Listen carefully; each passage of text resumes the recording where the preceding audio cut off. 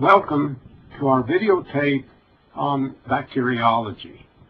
I'm Paul Nicoletti. I'm a professor in the Department of Pathobiology at the College of Veterinary Medicine at the University of Florida.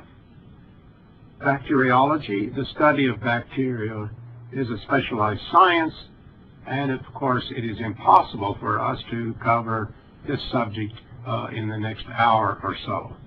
So we will limit our discussion to some of the genera that are important in veterinary medicine.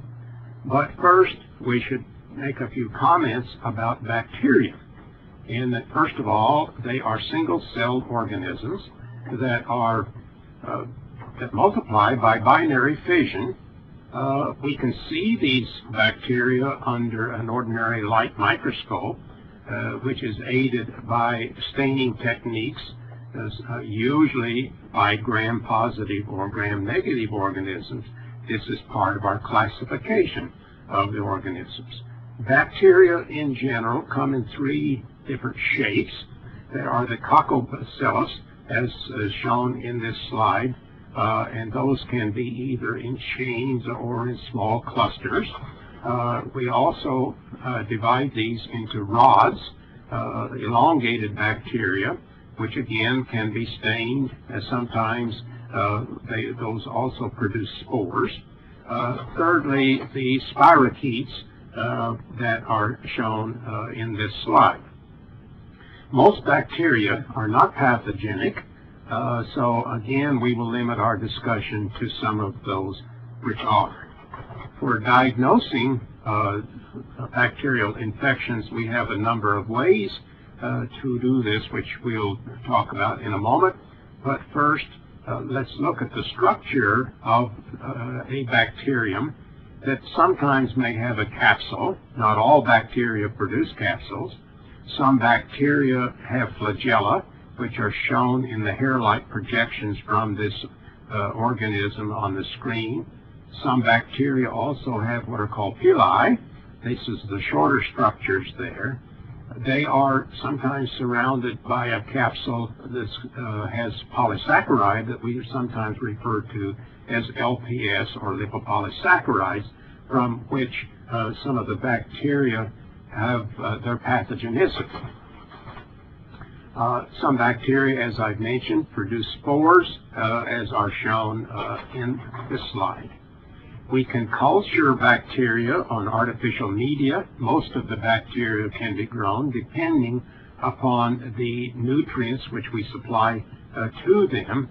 Blood agar, shown in our previous slide, is a frequent medium for culturing the bacteria, and it is our intent to isolate individual colonies of bacteria so that we can study these further, including examination for staining techniques, requirements for growth, and other factors that help us in the classification of the organisms.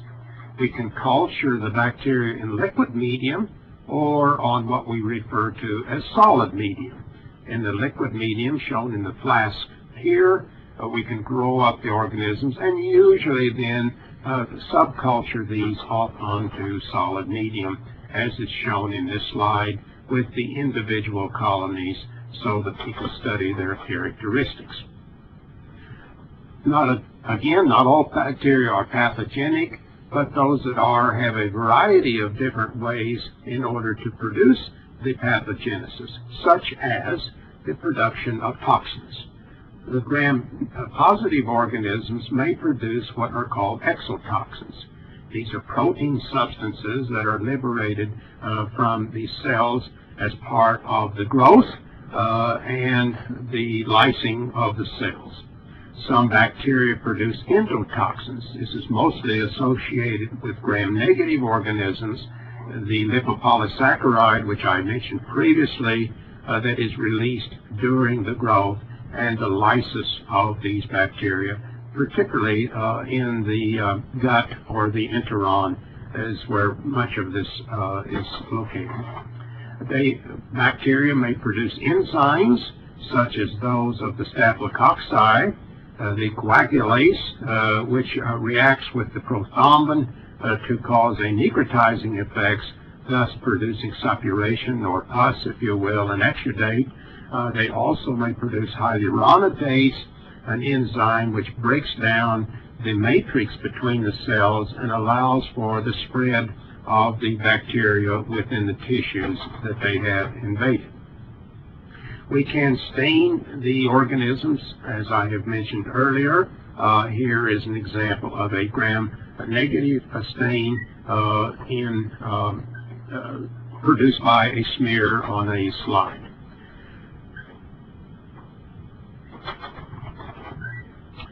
For our diagnostic techniques, we may use a variety of methods. Most of these are directed toward examining whether antibodies have been formed as a result of the presence of the bacteria in the host. In this case, as shown on the slide, this is a gel precipitant test which utilizes the soluble antigens from a bacterium and allowing these to diffuse through an agar gel so that they may then react with antibodies that may be present in the serum. The reason for multiple lines in this slide is that there may be more than one antigen that diffuses at different rates, and again, where it meets antibodies is where this precipitin line is formed. We also may use tube agglutination tests, or agglutination in a plate or a rapid system, which I'll show in a moment.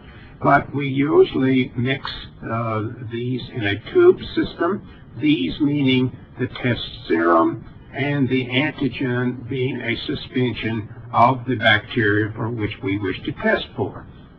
If we have antibodies against the antigen or the bacteria, these will clump or agglutinate. They will then fall to the bottom, and we get a clearing in the supernatant of the tube that we are using. These are usually done in doubling dilutions, and on this basis we can develop a titer, or the endpoint of the number of antibodies that may be present there, and these are very useful in finding if the animal has in fact antibodies against that respective antigen. We can also have a rapid plate system or a rapid agglutination, as is shown in this slide, and we usually use a stained antigen so that we can see that the reaction has in fact taken place. Another test is the complement fixation test that depends upon natural complement in the blood serum that we are using. We mix an antigen with our test serum, and if there is a reaction that takes place, this utilizes the complement. If a reaction has not taken place, then the complement is available for an indicator system using rabbit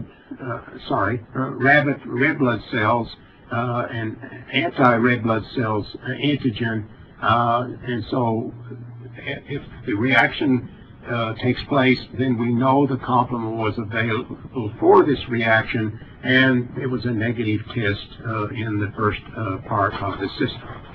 We can also use an ELISA test, an enzyme-labeled immunosorbent assay, in which antigen is attached to surfaces. If there is specific antibody, these will combine, and in the presence of a indicator system, an enzyme, there will be a color change, and this is a way of detecting if antibodies are there. So now let's begin with specific genera. In this case, with no particular order, so we will begin with the Staphylococcus, or the genus Staphylococcus, and there are 4 organisms in that genus of veterinary importance. The more commonly isolated organism is Staphylococcus aureus, which causes a variety of suppurative processes in host.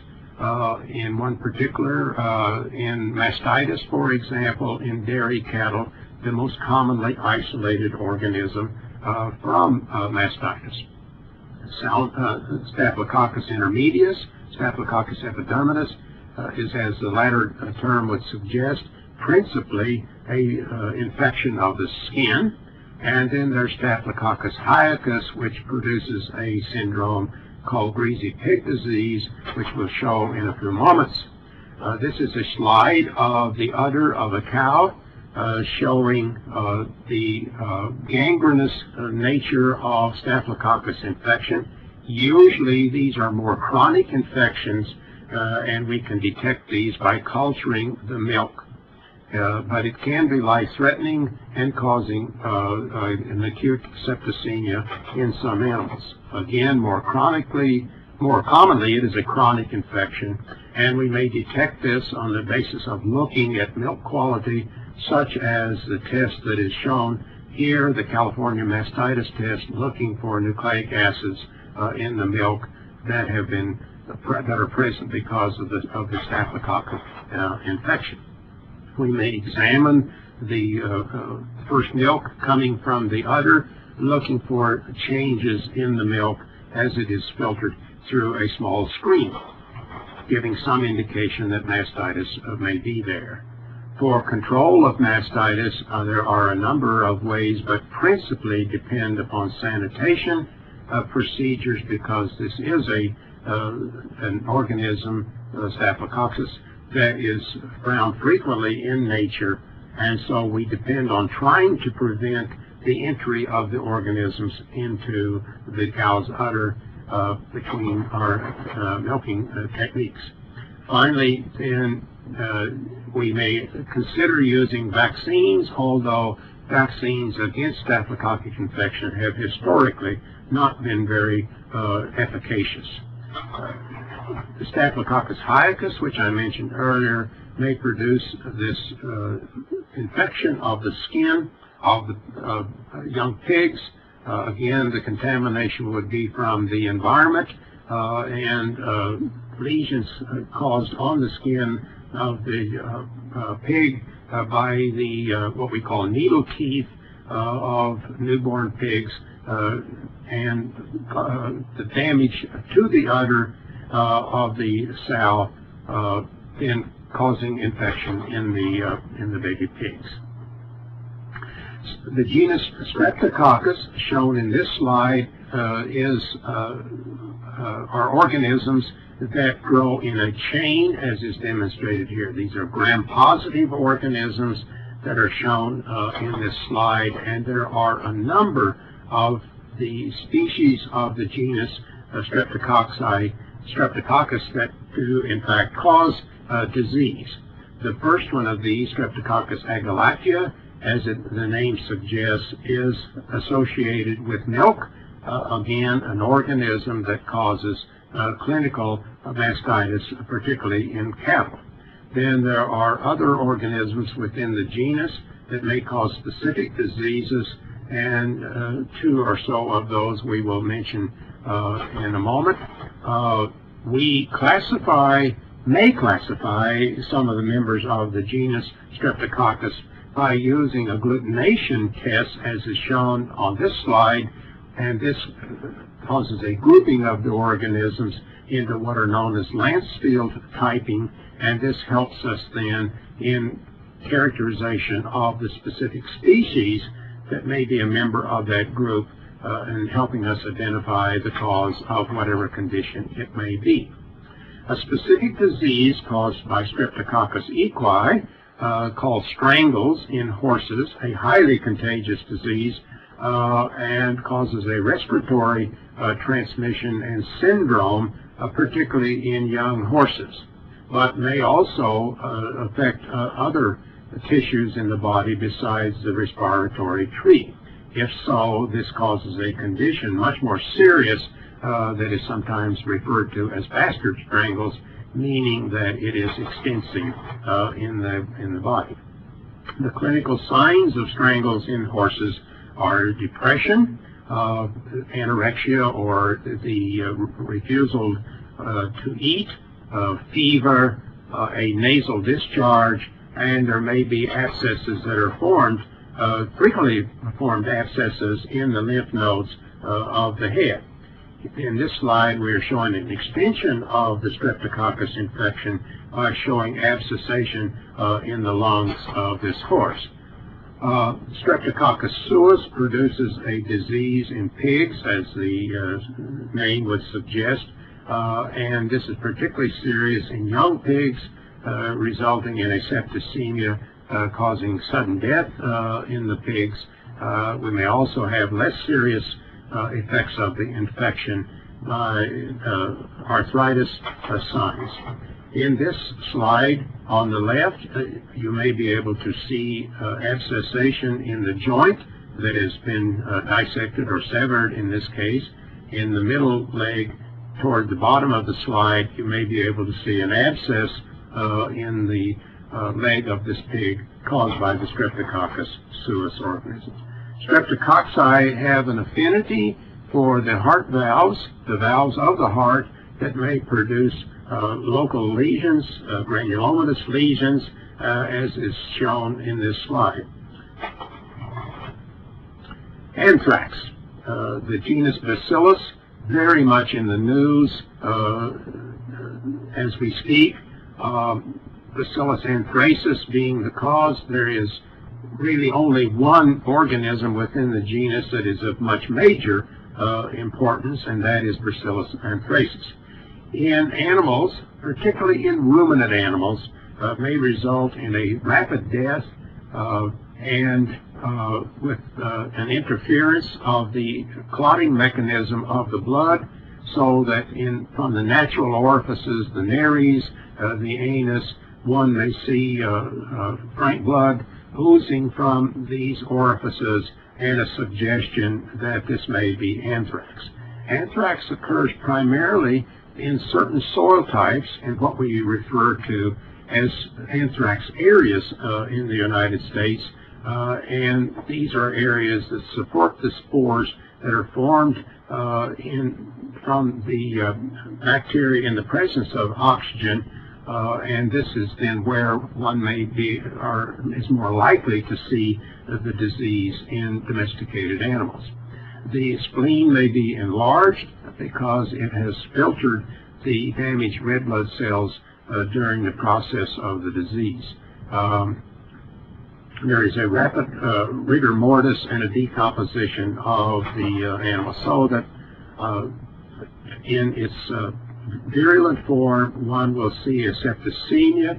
This is a blood smear showing the bacteria, which are largely capsulated and largely do not form spores until they are exposed to oxygen.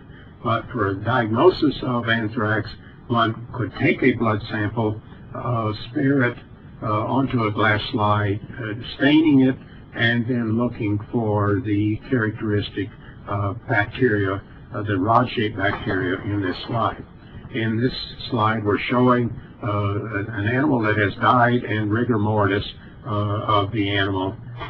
And in this case, you may be able to detect the swollen spleen in this sheep that has been severed, and the presence of the anthrax organisms having caused this enlarged spleen.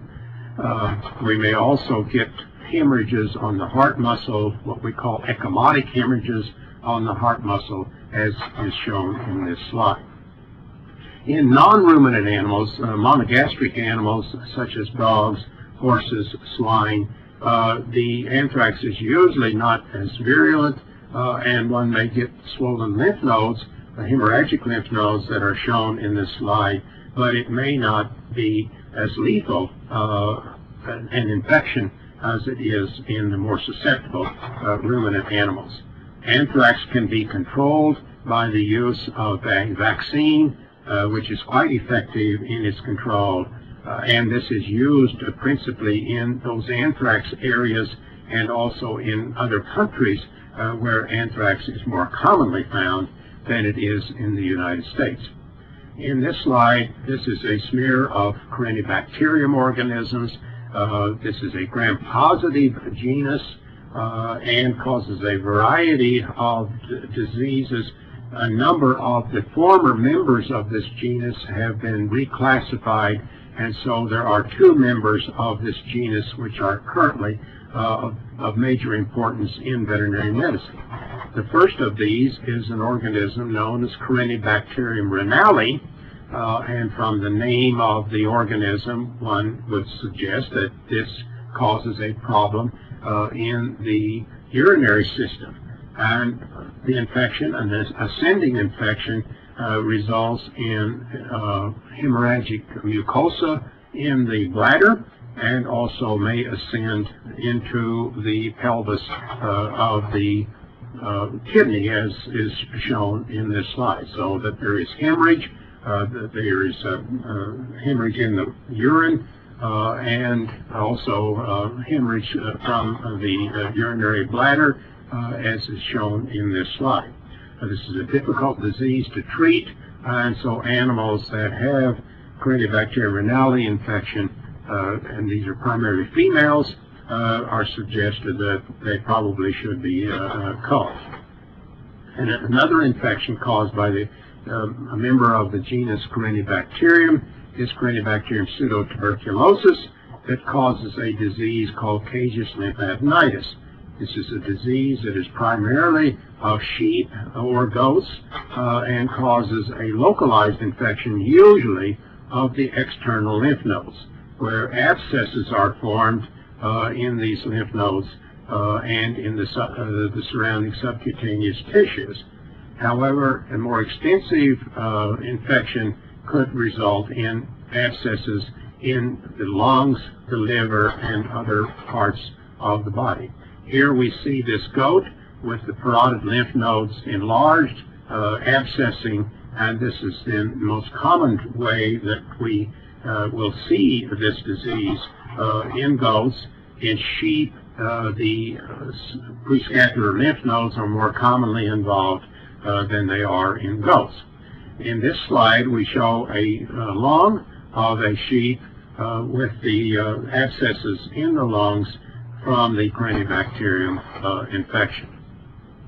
The treatment of this disease is very difficult because of the formation of granulomatous tissues surrounding the abscess and the inability of antibiotics in sufficient concentrations to reach the organisms within the affected lymph node or other tissues.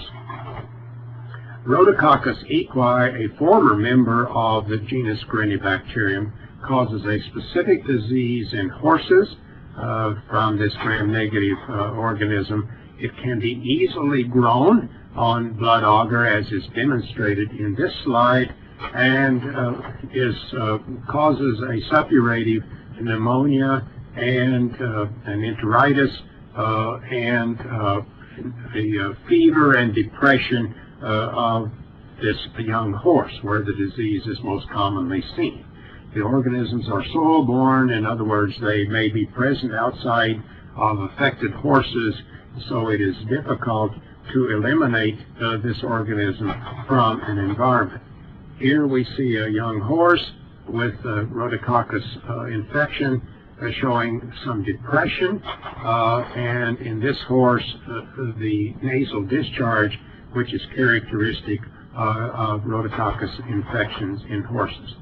In this slide we see a pneumonia, an extension of the Rhodococcus infection from the head, causing abscessation in the lungs.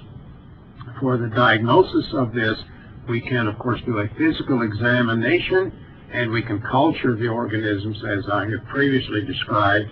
We can do an ELISA test or an AGID test, looking for those horses that not all are infected, but may also be subsequent carriers of the organisms. In this case, this is an agar gel showing the precipitin lines that may be caused by the presence of antibodies in the serum of this test horse. For the genus Listeriosis, only one organism in the genus of much veterinary importance, and that's Listeria monocytogenes, so named because of its characteristic affecting the monocytes of the body and producing a syndrome known as perivascular cupping. This is a flagellated organism, as is shown in this slide, and as I've just mentioned, produces a monocytosis of the small vessels of the brain. Characteristic, the disease is more commonly seen in sheep and is often associated with the feeding of spoiled silage. The mortality rate is very high in this disease, but the morbidity rate is usually very low. In other words, not very many of susceptible animals will in fact show clinical signs. There are 3 clinical syndromes of the infection, and it may cause an abortion. Incidentally, it may also cause abortions in women. Then there is the septicemic form causing the perivascular cupping, which I've just described, and then also the encephalitic form, and those usually may also be found simultaneously. In the aborted fetus, there are characteristic changes in the liver that would suggest a listeria infection. It is sometimes referred to as circling disease, and here is a sheep showing a head tilt, and if we were to observe the sheep with in nature, the sheep would probably be circling always in one direction. Erysipelas, or the genus Erysipelathrix, a disease called erysipelas, and this is primarily associated with swine. There are basically 2 forms of the disease: the acute form, in which there is rather rapid death, a fever, an inability to eat, and a purple coloring of the skin of the various areas of the body, and there may be abortions if the animal survives that long. In this slide we show a dead pig with the froth from the nares, showing that there has been respiratory distress, and looking at the postmortem or the necropsy of this swine, seeing the fluid hemorrhage in the bronchial tree and the respiratory distress that accompanies this. In the chronic form of erysipelas, we largely will see arthritis. We also may see diamond-shaped skin lesions and the so-called diamond skin disease, and we also may see lesions on the heart valves, as we previously described with the streptococci. Here in this slide, you may see the erosions of the articular surfaces of this joint that will be caused by the Erysipelathrix organisms. This is the so-called diamond skin. You can see the coloration has been changed of the capillaries, resulting in this rather characteristic diamond skin lesions. And then furthermore, the lesions that may occur on the heart valve in chronic infections of the erysipelas infection. For prevention of erysipelas in pigs, there are a number of good vaccines that may either be given intranasally or parentally to prevent the organisms are commonly found in the soil, so that it is impossible to eliminate the organisms by simply vaccinating or treating affected animals. The erysipelas organisms are quite sensitive to penicillin and some of the other broad-spectrum antibiotics. Tuberculosis, a historic disease and one for which we have had an eradication program for many decades. This is with the target organism being the Mycobacterium bovis. There are 3 major organisms of the genus Mycobacteria, and then a large number of other of the less important Mycobacteria. The first organism is the Mycobacterium tuberculosis, which is the human form of tuberculosis. Then there's the Mycobacterium bovis, and then the Mycobacterium avium, or the avium complex. The classification of members of the genus Mycobacteria is actually quite complicated. In any case, we should talk primarily about Mycobacterium bovis. Again, there has been an eradication program for many years for this disease based upon the elimination, the testing and elimination of those that are positive to tuberculin tests. The prevalence of the Mycobacteria in the Mycobacterium bovis in the United States is very, very low. These organisms are what are called acid-fast organisms. They have a special staining, and you can see the contrast in this slide of the red, which is the Mycobacterium that are stained, and then the blue background showing that, again, this change, the contrast in the staining of this suspension. Tubercles may be found in a variety of different soft tissues. In this case, you can see the extensive lesions in the lung of this animal, and again, these may be found in a variety of different areas. In this case, these are tubercles in the liver of poultry, the Mycobacterium avian organisms, which have largely been eliminated from the United States because of changes in the poultry industry. In the cow, examination for tuberculosis begins with a tuberculin test injected into what is called the caudal fold. If the animal has a hypersensitivity to the Mycobacterium bovis infection, there will be a response. The site is examined at approximately a 72-hour interval. Because there is some cross-reaction between the Mycobacteria in the animal, then those that have a response like this receive what is known as a cervical test, as is shown on this slide, looking at the two spots there on the side of the neck, using two different antigens, and then the size of the reaction, then an indication of what in fact is the organism which it has the most sensitivity to. Animals that are considered positive are required to be slaughtered, and indeed most of the herds from which we now find the Mycobacterium bovis are in fact entirely slaughtered. We depend upon the detection of tuberculosis in our cattle population through the slaughter examination of slaughtered animals, and this slide simply shows the ratio of submitted specimens and those that turn out to, in fact, to be tubercular lesions. In other words, there are a number of possible causes of granulomatous lesions in the soft tissues of animals, and it is necessary to do histopathology, culturing, and other procedures for determining that this is in fact tuberculosis and not caused by parasites or neoplasms or some other cause. Another member of the genus Mycobacterium is the organism called Mycobacterium paratuberculosis, which causes a disease known as Johne's disease.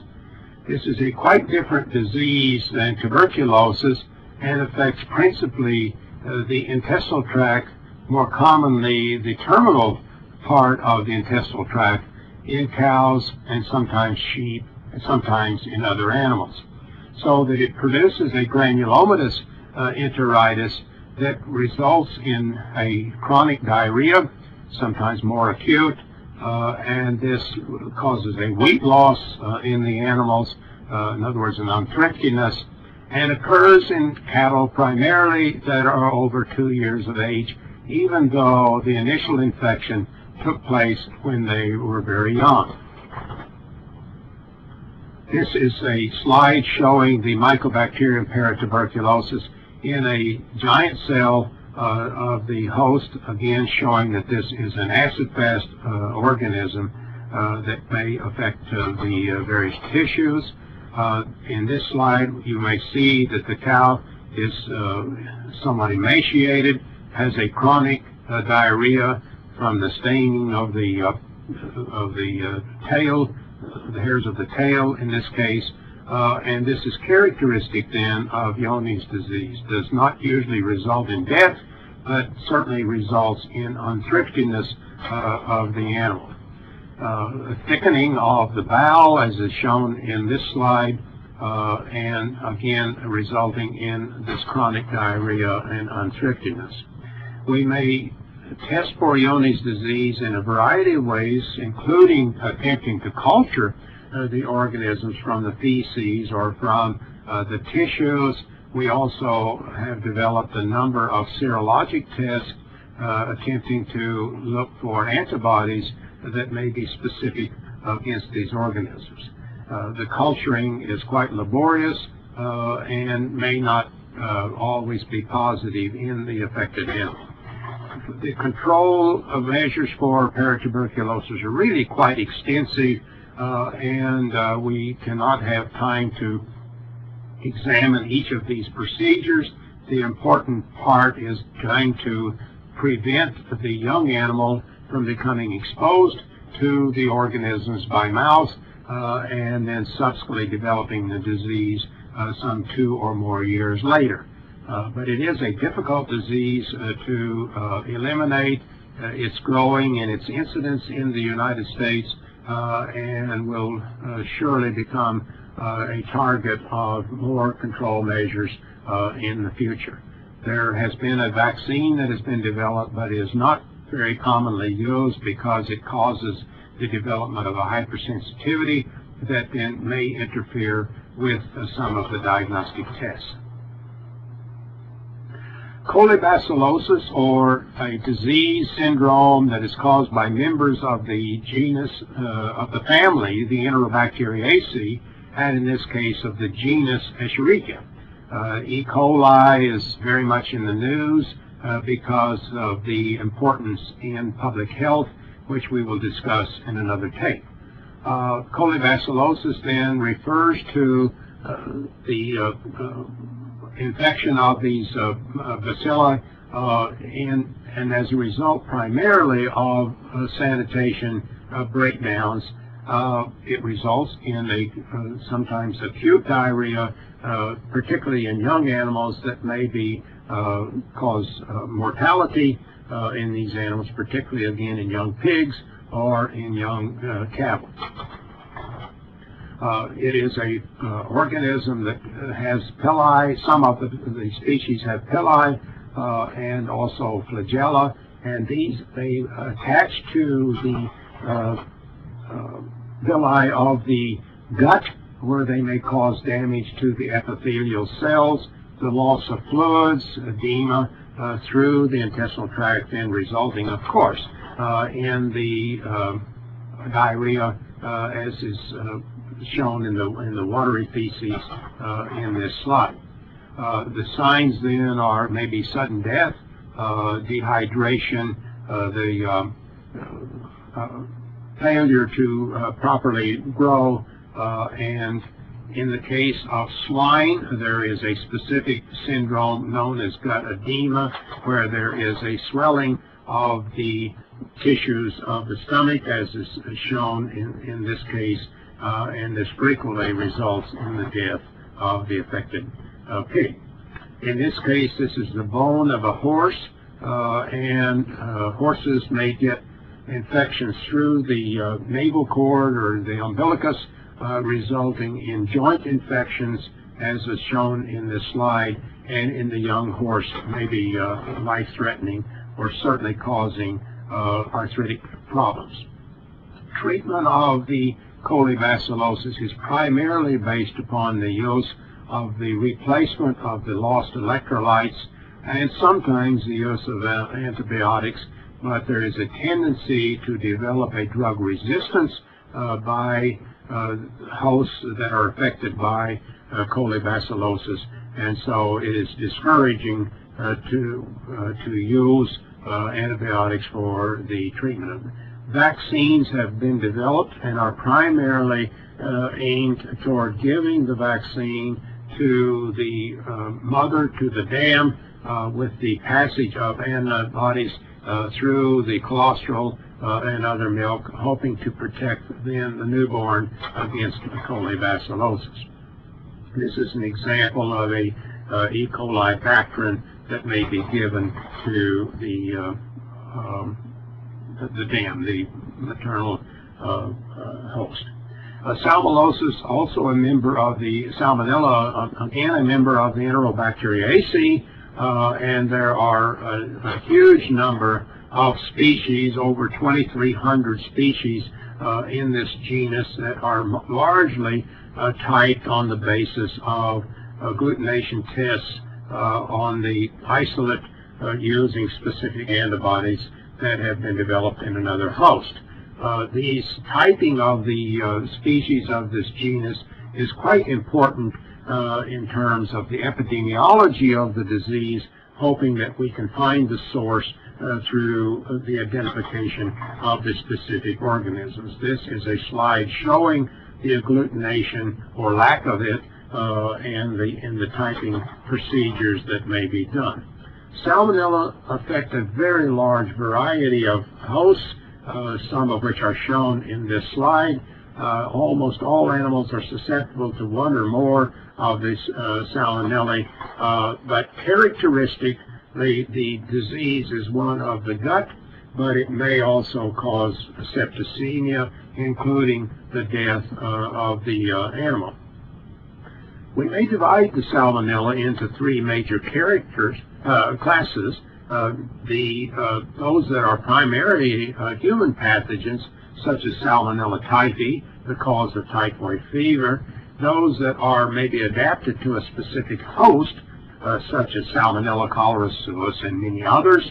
And then those that are non-host adapted, such as Salmonella typhimurium and others, where they affect a variety of animal hosts, including humans.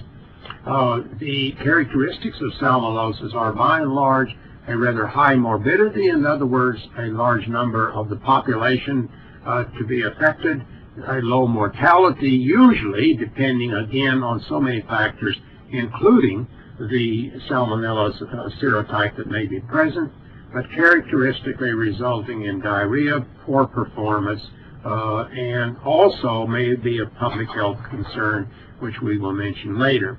Here is the gut of an animal showing the sloughing of the membranes of the mucosa of the internal part of the gut. Here is the gut of a pig, showing the hemorrhage and dilatation of the blood vessels surrounding the intestines from a salmonella infection. In some species, such as swine, salmonella have a tendency to cause ulcers that may in fact penetrate the gut, resulting in peritonitis.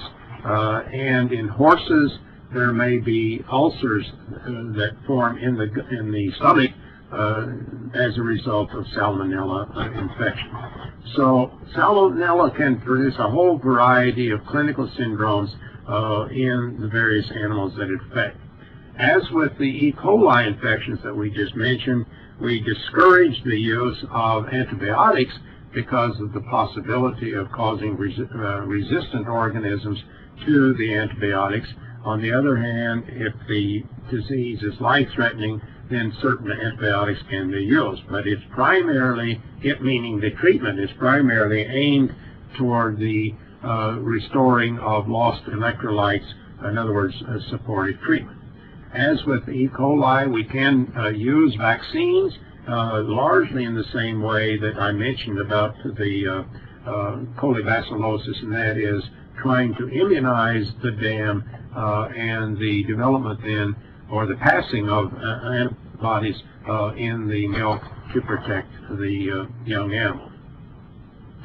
Pseudomonas, the genus Pseudomonas has only one organism of much veterinary importance, and in fact is not of high virulence and this is Pseudomonas aeruginosa, that primarily causes external infections, such as that is shown in this slide of the ear infections in a dog that produces a rather obnoxious odor and may persist and are very difficult sometimes to treat. The organisms are not very sensitive to some of the antibiotics, and so therefore have a tendency to become very chronic. The genus Campylobacter is primarily one of a reproductive syndrome, causes a disease which has been known as vibriosis and still often is, although technically should be referred to as campylobacteriosis. Primarily a disease of cattle that results in a clinical syndrome of abortion at various intervals in the gestation of the cow. It is a venereal disease, or maybe a venereal disease, in which the infection is transmitted by an infected bull that has bred an animal, a cow, and resulting then in a localized infection that may result in the death of the developing fetus. Maybe often in mid-pregnancy, but can occur at about any stage. In the aborted fetus, there are somewhat characteristic lesions in the liver of the aborted fetus, like white spots on the surface of the liver. Again, is a venereal disease and may be spread by the bull, where there are no clinical signs that develop. The disease is largely controlled through the use of vaccination. In other words, vaccinating the susceptible pregnant animals, the susceptible animals prior to the breeding season, and hoping that this will then prevent infection. Artificial insemination can also be used since that eliminates the possibility of transmission by natural breeding. In sheep, there is an additional Campylobacter infection that is the result of oral exposure and may also then result in abortion, showing characteristic lesions in this slide. There is also a syndrome in pigs called Campylobacter that may result in a diarrhea in the pigs, or in some instances no clinical signs, and this organism may also be of public health significance. Brucellosis, the genus Brucella. There are 6 members currently of the genus, one of which is of no veterinary importance at all. Brucella melitensis does not occur in the United States, but is the most important of the members of the genus Brucella around the world. Historically, this was the first organism that was described in Malta many years ago, and is of the major public health importance in many countries. In the United States, Brucella abortus affects cattle primarily, resulting in a clinical syndrome that primarily is one of abortion.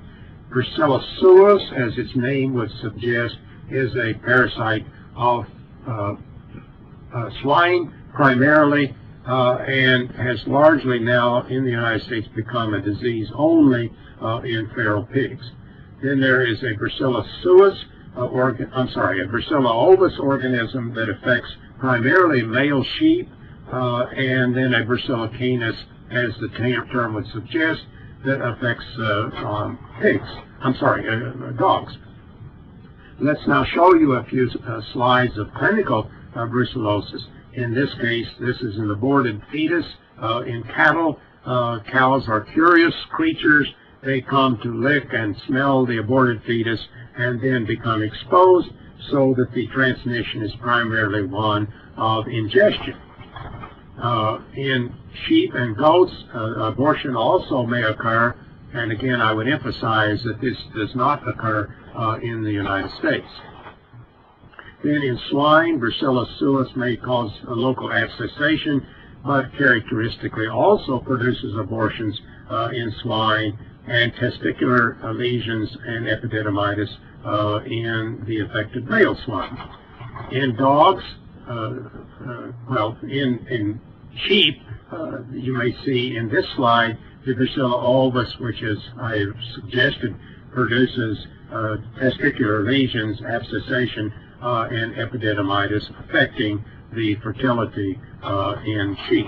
Then in dogs, abortion in bitches and epididymitis, testicular lesions in the male dogs are characteristic of Brucella canis infections. Then in the United States, we also have a problem now with brucellosis in some wild animals, specifically elk and certain bison herds, and in elk, as is shown in this slide, abortion also resulting from the Brucella abortus infection. We can culture the fetus of an animal that is aborted looking for the Brucella organisms, and of course type those organisms to find out the specific etiology of this. More commonly for a diagnosis, we depend upon antibodies in the serum and can use a rapid or more extended tests. In this slide, we're showing the CART test, which is a very rapid test and depends again upon the antibodies that may be present in the serum. In this case, this is a test for Brucella canis, a rapid test that simulates that can be used in other species.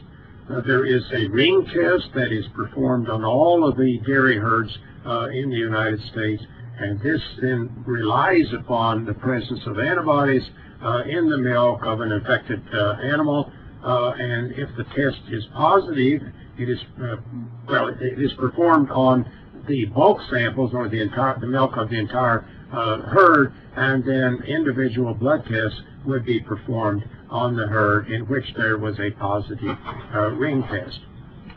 There has been an eradication program in the United States for many, many years for Brucella abortus and Brucella suis, and it depends upon the slaughter of affected cattle. The incidence of brucellosis now among cattle in the United States is very low, as it is with swine, with the exception, as I previously mentioned, of feral swine. The control of brucellosis can also be aided by the use of vaccine. Historically, in cattle, the vaccine was known as strain 19. That has largely given way to a newer developed vaccine called RB51, which in fact does not cause the development of post-vaccinal antibodies, long a historic feature of strain 19, and one for which there were a lot of diagnostic problems in differentiation of those antibodies. In the genus Actinobacillus, one organism of importance, and that causes a localized infection of soft tissues where there may be abscessation, as is shown in this slide. A difficult disease to treat, but not one of life-threatening consequences. And in swine, there is an organism called Actinobacillus pleuropneumoniae, which, as the name suggests, does cause pneumonic symptoms, particularly in young pigs again, and causing a syndrome that is shown on the slide of respiratory distress, and may result in the death of these pigs, as for reasons as you can see in this slide, and that is consolidation and other lesions in the lungs of the affected pigs. Bordetella, the genus Bordetella bronchoseptica, produces two clinical syndromes in two different animal species. In dogs, producing a syndrome known as infectious tracheal bronchitis, the so-called kennel cough, and as the name suggests, causing a respiratory syndrome in dogs. And in swine, a syndrome known as atrophic rhinitis, and we'll show in a slide in a moment why it is named this. These are gram-negative organisms. There seems to be no relationship to the disease in swine and the disease in dogs.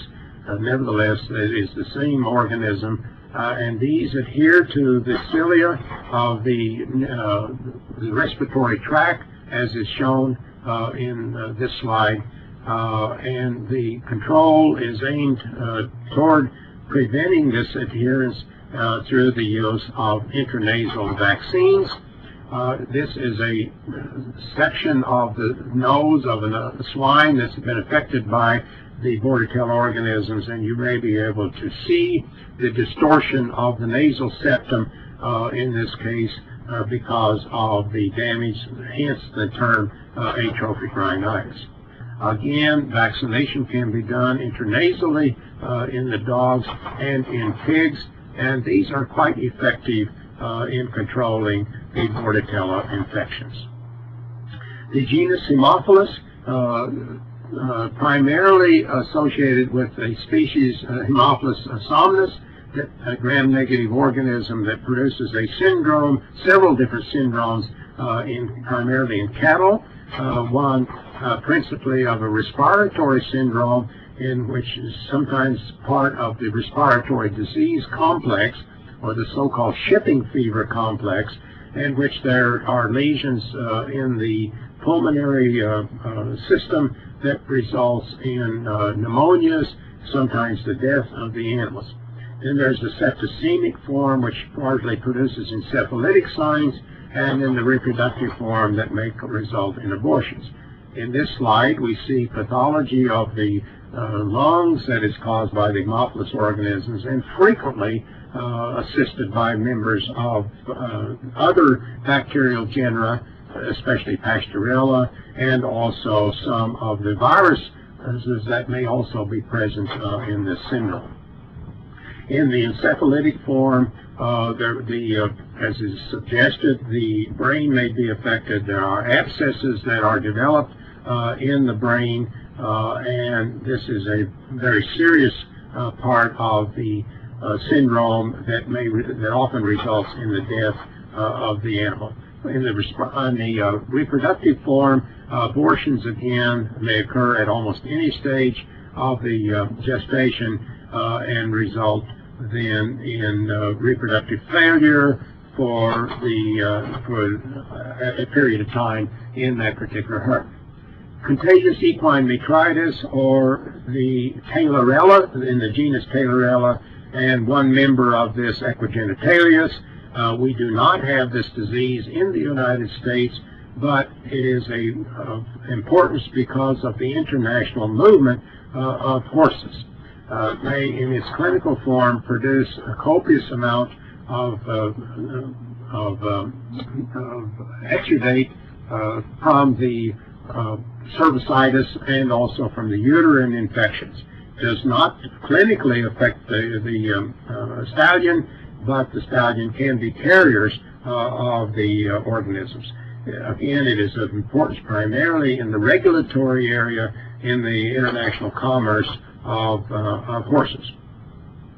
The genus Moraxella is one member. There is one member of this genus, Moraxella bovis, that causes what is usually referred to as pink eye or infectious keratoconjunctivitis, and occurs primarily in animals of a lighter skin, in white-skinned other Hereford cattle, and also as a result of infections that occur in the summertime in animals that are in sunlight, also those that may be affected by face flies or other vectors of these organisms that may transmit the disease from one animal to others.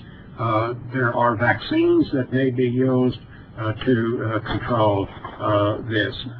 Here we see the clouded cornea of an animal, and sometimes this may even in fact result in blindness of animals that may be affected. Many of these will recover if taken out of conditions that have aggravated the infection. Again, vaccines can be used in the control. In the genus Pasteurella, there are two organisms that we should consider: Pasteurella hemolytica and Pasteurella multocida. I should at this point out that there has been a recent change of the generic name of the Pasteurella hemolytica, and the new generic name is Mannheinia. But we will refer to these two organisms today in the genus Pasteurella. Primarily a syndrome in the bovine respiratory complex that I mentioned when I mentioned the genus Haemophilus, and characteristically resulting following the movement of animals, the stress of animals that may be going into feedlots, etc.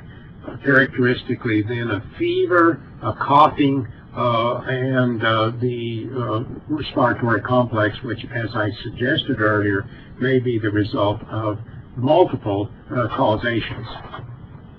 Here we can see an animal that has difficulty breathing, its head is extended, and then in the lungs we may see consolidation, edema, in other words, a difficulty of respiration, and resulting sometimes in the death of the animal. Again, these can be controlled partially through the use of vaccines, although historically these vaccines have not been very effective in the control of this. In the genus Clostridium, there are a number of organisms of importance in veterinary medicine. Some of these are listed on the slide, but prior to these we should mention two organisms: Clostridium tetani, that causes tetanus in animals, particularly in horses, and Clostridium botulinum, which causes a syndrome in a number of animal species. Here we see the Clostridia, which are gram-positive rods. These are Clostridium tetani that are growing in the tissues. As I mentioned previously, horses are particularly susceptible to tetanus, but other animals may also be. Tetanus usually follows some insult, some surgery, or a puncture wound, and is very frequently fatal to the affected animal. Here we see tetanus in a calf with its head pulled back in a characteristic muscular contraction that is characteristic of tetanus infection. Clostridium botulinum, an interesting organism historically, and as you surely know, has been an organism that has in the past been associated in humans with improperly canned foods. We don't see botulinum infections in humans only rarely anymore, but we do see botulinum sometimes in poultry, where it is referred to as limberneck. This is especially important in migratory waterfowl, where there may be huge die-offs of these from contaminated lakes and areas like this. The other Clostridia are more invasive in their tissues, and the first of these that we should consider is Clostridium shovii, that produces a syndrome called blackleg. This is primarily a disease, almost always occurs in animals less than 6 months of age, and frequently a very rapid death. There is spore formation, which contaminates then the soil, and so the areas where blackleg occurs, as with other clostridial diseases, are considered to be contaminated for a long time. In this particular case, this is, as all the Clostridia are, is an anaerobic rod, and it localizes in muscles where it may produce gas formation and also hemorrhage, as is shown in the musculature of this calf. Another disease which is similar is malignant edema caused by the Clostridium septicum. This one often follows some insult, and is characteristic by edema and of the stomach, as is shown in this slide. So Clostridium septicum is very rarely reported now in the United States, and there are good vaccines for both of these conditions, that is blackleg and malignant edema. Clostridium hemolyticum produces a syndrome that's sometimes referred to as red water disease, and this is simply because of the hemoglobinuria that the organisms may produce. There is a very high mortality rate. This meaning the disease, primarily occurs in certain areas, particularly areas where snails and liver flukes may be found. The disease may produce a characteristic infarct in the liver, as is shown in this slide. It is a disease that is not easily controlled through the use of vaccines, but vaccines are used in certain areas where this is most likely to occur. Finally, there is the Clostridium perfringens organism that produces a syndrome in a variety of different animal species, particularly in cattle, but also in sheep, also in swine, known as enterotoxemia. From the very name of this, it would suggest that the toxins are released in the enteron or in the gut. There are a number of different syndromes that are classified from A through D, and usually result in rapid death of the animals and soft kidneys and a hemorrhagic enteritis. The control of this is usually through vaccines that are administered prior to the time that these animals are put into feedlot conditions. So the change in diet is one of the predisposing factors for the development of enterotoxemia in susceptible animals. Here you can see in the gut of this pig hemorrhage in parts of the gut, a characteristic of the disease. Here you may see in this slide the changes in the kidneys, so that it is sometimes referred to as pulpy kidney disease, again because of the changes that occur. The genus Actinomyces, one species of particular importance, Actinomyces bovis, and this produces a localized abscessation in the hard tissues or bony tissues, and these are deep abscesses, very difficult to treat, and follow wounds usually in the mouth from plant awns or other insults to the mucous membranes of the oropharynx, resulting then in the penetration of the organisms and abscessations that may be formed. Here you may see in this cow a swollen area on the side of the mandible, showing the area where the pus has come forward, and also they heal over, but then the abscess persists. Actinomyces pyogenes is another organism that was at one time in the genus Crenibacterium, and is frequently isolated in what we call suppurative processes, that is, those in which pus formation occurs following various insults, such as with hardware disease in cattle, where there may be penetration of objects into the soft tissues, in this case into the heart area, and large amounts of pus that is formed as a result of these actinobacillus organisms. This is a slide showing the organisms here that where the pus formation that may be quite copious in these areas.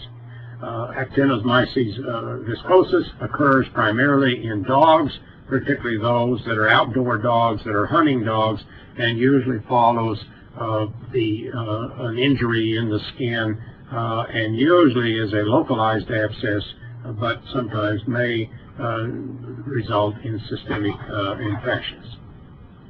There are two genera that result, the Fusobacterium and the Bacteroides, that may cause what is referred to as foot rot infections. These are primarily in the cloven-footed animals, where there is a penetration of the organisms through the hoof and causing an abscessation of that area, resulting often in lameness that may be permanent in these animals.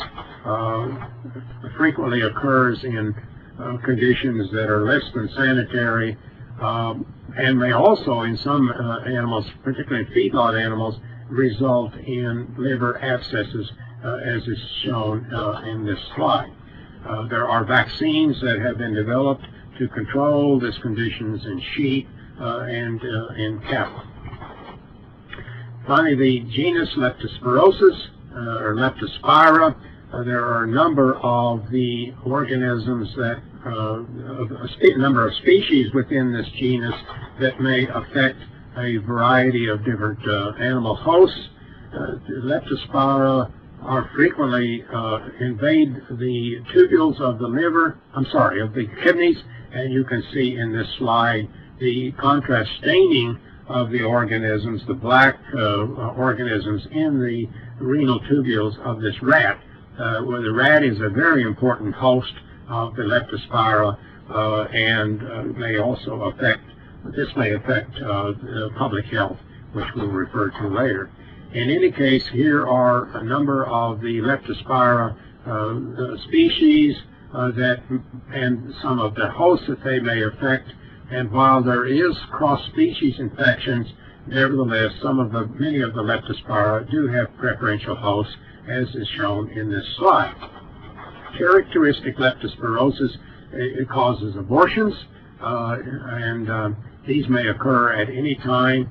They also may cause mastitis in cattle, and this abortions, of course, would result in lower milk production, as with the mastitis, of course, and there may be some infertility associated with this. There is usually not many clinical signs other than what we have suggested. Then in dogs, there may be an enteric form of this causing depression and affecting the liver and the kidneys, resulting in icterus and sometimes the death of these. For diagnostic procedures, there are tests that may be performed looking again for antibodies in the serum of affected animals. This is called the microscopic agglutination test, which is performed on live antigen in some of the diagnostic laboratories. The control of leptospirosis in farm animals is primarily through routine vaccinations. This is particularly true in dairy cattle, where leptospirosis may be a real problem in causing mastitis and in abortions in the cattle. So vaccination becomes necessary in these conditions. The Leptospira may survive for some periods of time in water, in other words, moist conditions. Also, as I suggested earlier, the rat is important in leptospirosis in some instances, and so rodent control would be part of this. Finally, then, the genus Borrelia Borrelia burgdorferi, the spirochete being the cause of Lyme disease. Lyme disease is a result of a spirochete infection, and was named for Lyme, Connecticut, where the disease was first described. It may affect a variety of different animals, but is of particular importance in humans, which we will discuss in another tape. The vector of the disease is the Ixodes tick that is found in certain areas of the United States more than others, and over 90% or so of the human cases of Lyme disease occur largely in the northeast part of the United States. And again, this is associated with the prevalence of the Ixodes scapularis, the vector. Also in the upper Midwest, in Minnesota, Wisconsin, and then some in the northwest part of the United States. The principal reservoir, animal reservoir of the Borrelia is the white-footed mouse, shown in this slide, and some of the control measures are directed toward that particular animal species. Well, in the dogs, there may be arthritis, there may be fever, enlargement of the lymph nodes, pain, but it is not an easy disease to diagnose in dogs because of the limitations of some of the diagnostic tests. These are rather difficult to perform, to be completely accurate about the diagnosis of this, and we've listed some of the diagnostic tests that can be performed here on this slide. The disease may affect cattle, although this seems to be fairly rare, resulting in arthritis, swollen joints, as is shown in this slide.